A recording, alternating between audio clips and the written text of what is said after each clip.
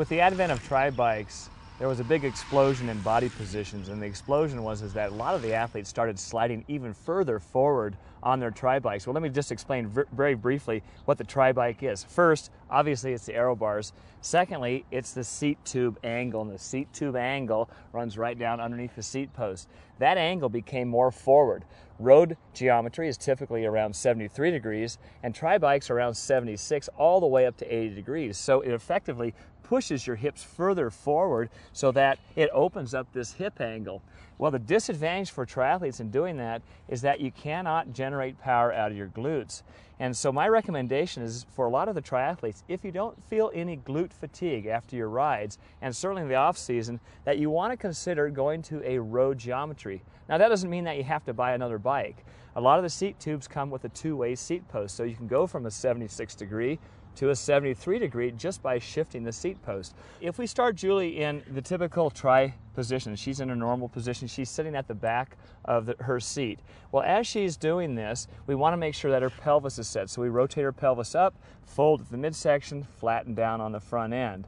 Now on a road geometry bike, we are already in that position, and we can take advantage of it by even sliding Julie back further. We haven't changed her seat post, so Julie, do you want to just come up on your brake hoods? If I slide Julie back just an inch or so, and that's quite a bit, what will happen is that it'll help innervate her glutes on that down pedal stroke of her pedal cycle. We have to move her back here because her reach is a little bit too long. The second thing that it does is it affects your pedaling.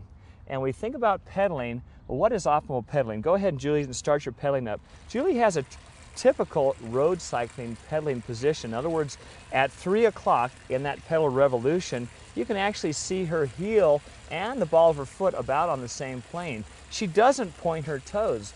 Triathletes typically, as they scooch forward, they end up plantar flexing or pointing their toes. Now, Julie, if you can just exaggerate that toe point for us and just point those toes way down that pedal stroke, you get an idea of what happens.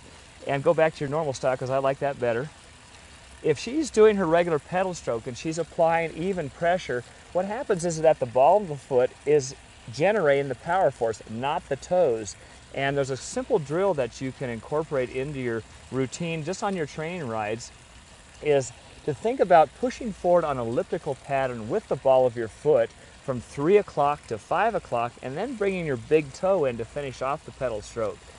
Again, if we have road geometry, we're already back in that position. It's going to feel as though your toes are actually going to reach a little bit in that pedal stroke, which puts you in an advantageous position. The other thing is that a lot of times triathletes get fairly tight up here in their upper traps.